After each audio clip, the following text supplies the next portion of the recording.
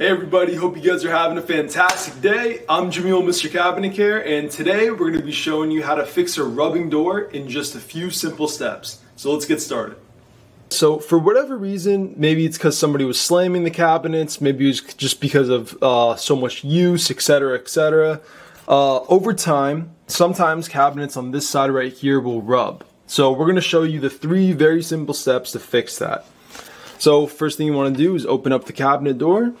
Second thing you want to do is locate the screw that is behind the square hole. So that would be this one right here. And then you want to figure out what is the reason that the cabinet door is rubbing. Is it because it's too close over here? Is it because it's too far away over there?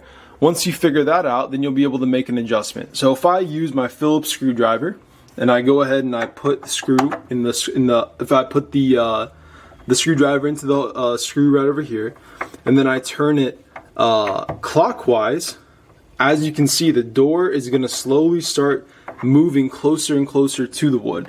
So if I turn it counterclockwise now, it'll start moving away from the rest of the cabinet.